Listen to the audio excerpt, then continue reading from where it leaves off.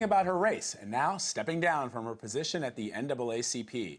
Rachel Dolezal is the Spokane, Washington chapter president. She has identified as being black, but her family said they remember her as a blonde-haired, blue-eyed girl. John Blackstone has been tracking the story for us from Spokane, and he joins us now by phone. John, we know now that she has stepped down. Do we know if she has violated any NAACP policies? Certainly it appears that she may have made this decision to step down in part by being urged by the national office. She does say she's, in the statement, she does say she's always deferred to the national office of the NAACP, and today she said that. But what she said is she would continue to fight for social justice issues in spite of her resignation. And John, in her statement that is on the Facebook page of the Spokane chapter of the NAACP, she says the dialogue has unexpectedly shifted internationally. It's my personal identity in the context of defining race and ethnicity. Does she still have the support of the people in that organization and perhaps in the community?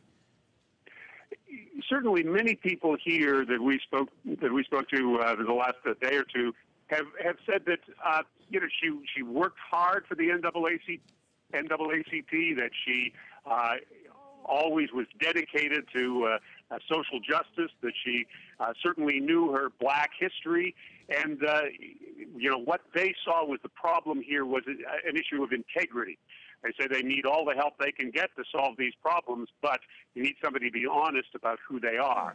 So one woman who was gathering signatures on a petition to ask her to step down, which has now happened, said, we will support her, but she needs to be honest about things, and seems to be now moving in that direction, although this statement doesn't in any way explain what she has been doing. It does refer briefly to family issues, but it doesn't explain anything beyond that statement that you just read, that her personal identity in the context of defining race and ethnicity.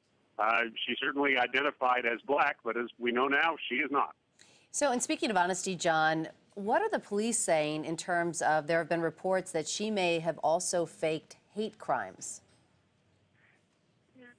Whether or not she faked hate crimes, we don't know. She did certainly file complaints. What the police have said is that they have now suspended investigation into all of those cases that she's involved in. We're trying to get an interview with the police today to see if they are going to take any further action, but for now what the police say is they have simply suspended investigation into issues that she brought to their attention. And John, we haven't seen her other than those interviews that she's done with some local media. She was expected to speak at a meeting of the NAACP Spokane this afternoon. She tried to reschedule that. There was some controversy from members of the NAACP saying she didn't have the authority to do that. So are we expecting that they will still hold that meeting?